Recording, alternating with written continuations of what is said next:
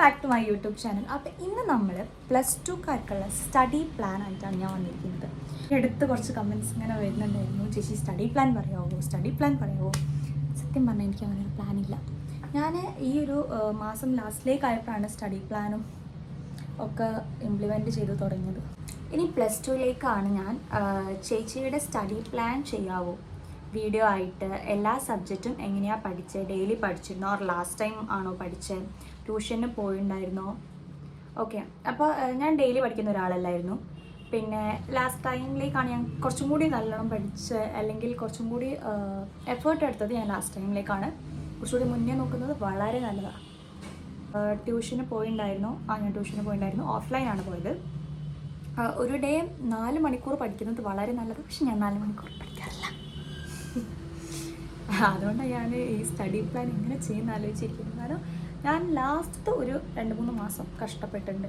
അല്ലാതെ അതിന് മുന്നേ ഞാൻ അങ്ങനെ കഷ്ടപ്പെടുന്ന ഒരാളൊന്നുമില്ലായിരുന്നു. പിന്നെ എങ്ങനെയാണ് ടൈം മാനേജ് ചെയ്യുന്നത്, ഡിസ്ട്രാക്ഷൻസ് എങ്ങനെ മാറ്റും. ഞാൻ ഇൻസ്റ്റാഗ്രാമൊക്കെ അൺഇൻസ്റ്റാൾ ചെയ്തിട്ടുണ്ടായിരുന്നു, യൂട്യൂബിൽ വീഡിയോ ഇടാറില്ല. അങ്ങനെയൊക്കെ. ചേച്ചിക്ക് ഇഷ്ടപ്പെട്ട സബ്ജക്റ്റ് ഏതായിരുന്നു? ഇഷ്ടപ്പെട്ടത് ബയോ, ടഫ് കെമിസ്ട്രി. പിന്നെ ഇംഗ്ലീഷ് എങ്ങനെയാണ് പഠിക്കുന്നത്? ഇംഗ്ലീഷ് എനിക്കും സീനാണ്. അത് നിങ്ങൾ വേറെ ഏതെങ്കിലും ചാനലിൽ കണ്ടിട്ട് അല്ലെങ്കിൽ വേറെ ആരോടെങ്കിലും ചോദിച്ചാൽ മനസ്സിലാക്കണം. നമുക്ക് +2ൽ ഏറ്റവും മാർക്ക് പോവുക ഇംഗ്ലീഷിലായിരിക്കും. ഒരു ഫുൾ മാർക്ക് കിട്ടിയ കുട്ടിക്ക് 1 മാർക്ക് മിസ്സാകുന്നത് അത് ഇംഗ്ലീഷിനകത്തായിരിക്കും. പിന്നെ അപ്പോൾ ഇതൊക്കെയാണ് നമ്മുടെ ക്വസ്റ്റ്യൻസ് വന്നിരിക്കുന്നത്. അപ്പോൾ ഇത് ഞാനൊന്ന് ഡീറ്റെയിൽ ആയിട്ട് എല്ലാം പറഞ്ഞുതരാം.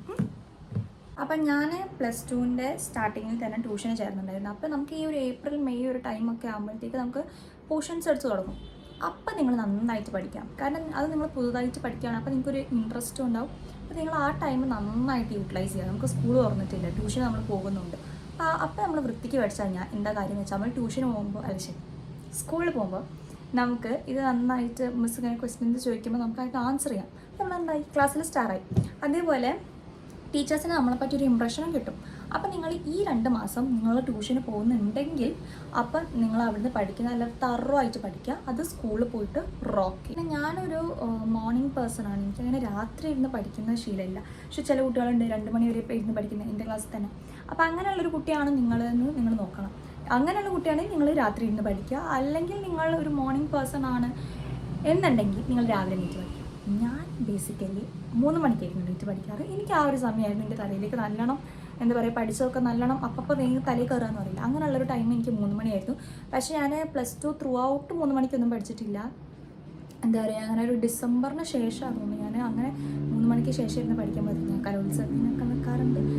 അങ്ങനെ കുറേ പരിപാടിയൊക്കെ ആയിട്ട് സ്റ്റാർട്ടിങ് ഒന്നും ഞാൻ അങ്ങനെ കുറച്ച് നേരം ടൈം സ്പെൻഡ് ചെയ്തില്ല. അങ്ങനെയൊക്കെ ടൈം സ്പെൻഡ് ചെയ്യുകയാണെങ്കിൽ നിങ്ങൾക്ക് എന്താ പറയുക ഫുൾ മാർക്ക് വരെ വാങ്ങാം.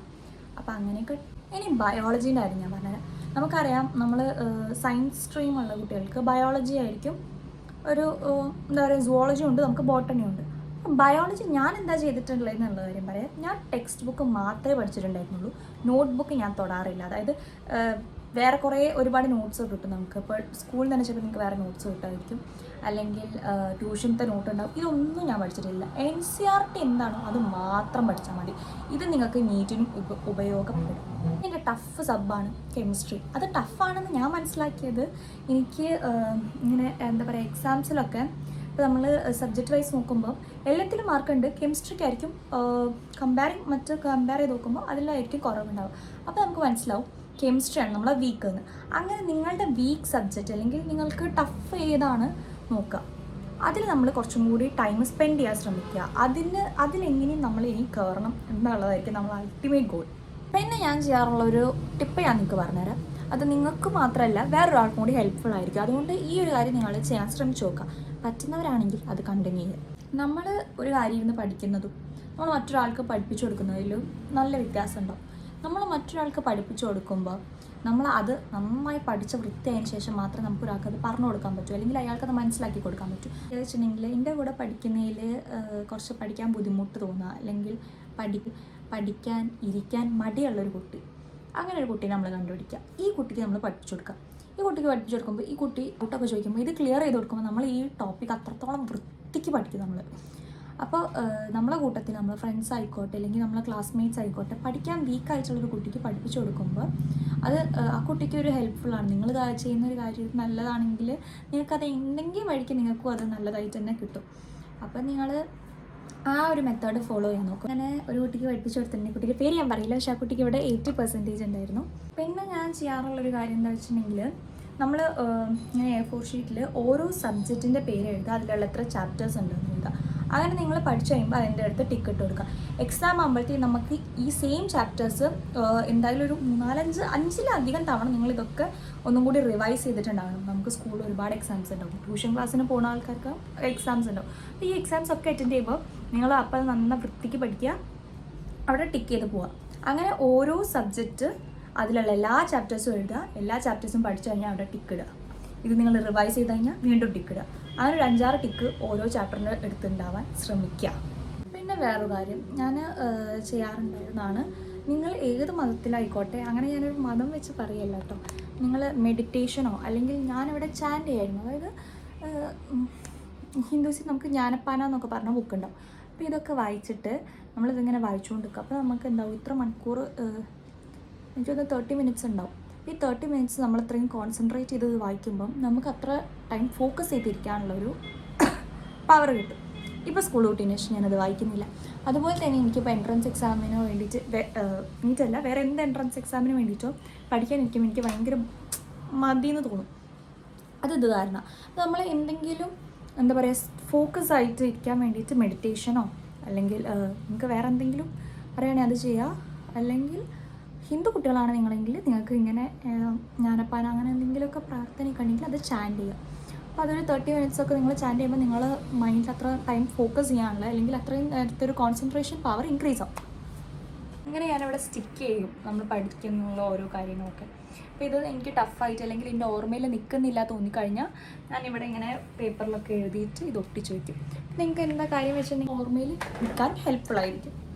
പഠിക്കുന്ന സമയത്ത് നമ്മൾ സ്റ്റോപ്പ് വാച്ചോ അല്ലെങ്കിൽ എന്തെങ്കിലും ഫോണിൽ തന്നെ നിങ്ങൾ ടൈമർ ഓൺ ആക്കി വെക്കുക. ആ ടൈമർ ഓൺ ആവുന്ന സമയത്ത് എന്താ കാര്യം വെച്ചിട്ടുണ്ടെങ്കിൽ നിങ്ങൾ വേറെ ആപ്പ് യൂസ് ചെയ്യുന്നില്ല, അല്ലെങ്കിൽ ഞാൻ ലാപ്പിലാണ് യൂസ് ചെയ്തിട്ടുള്ളത്. നമ്മൾ ടൈമർ ഓൺ ആക്കി വെക്കുക.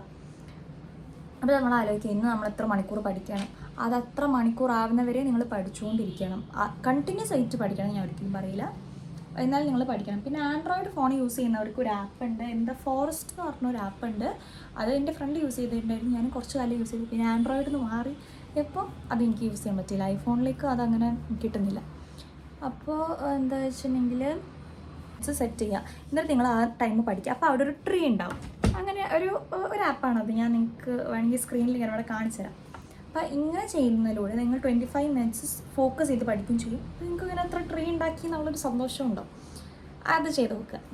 പിന്നെ ദ മെയിൻ പോയിൻറ്റ്, നിങ്ങൾ ഇനിയിപ്പോൾ തീരെ പഠിക്കാത്തൊരു കുട്ടിയാണെങ്കിൽ കൂടി PYQ ഞാൻ നിങ്ങൾക്ക് എക്സാമ്പിൾ അത് ഞാൻ ഇതുവരെ മിസ്സിന് പോലും തിരിച്ചെടുത്തില്ല. ഇത് എനിക്ക് ട്യൂഷൻ ക്ലാസ് നടന്നാൽ നമുക്ക് ബുക്ക് കിട്ടും. ഇതിപ്പോൾ ഈ ബുക്കിൽ 2010 to 2020 വരെയുള്ള എല്ലാ ക്വസ്റ്റ്യൻ ബാങ്ക്സും ഉണ്ടാവും.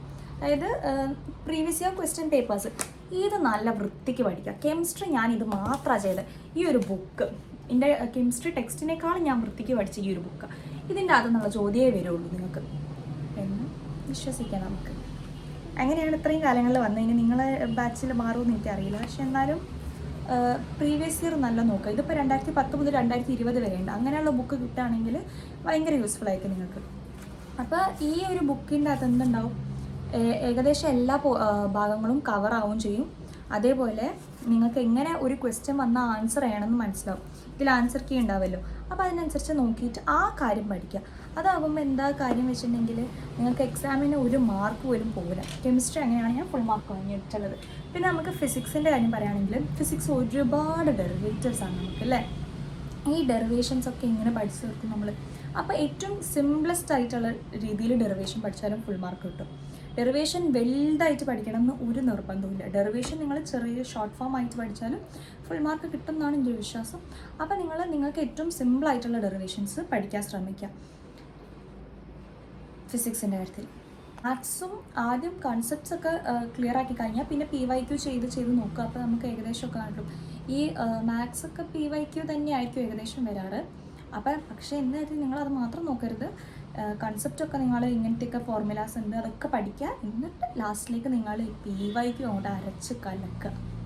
പിന്നെ ഇതിൻ്റെ കൂട്ടത്തിൽ നീറ്റ് പ്രിപ്പയർ ചെയ്യുന്ന ആളാണ് നിങ്ങളെങ്കിൽ ഈ നീറ്റിൻ്റെ ബയോൻ്റെ PYQ കിട്ടും.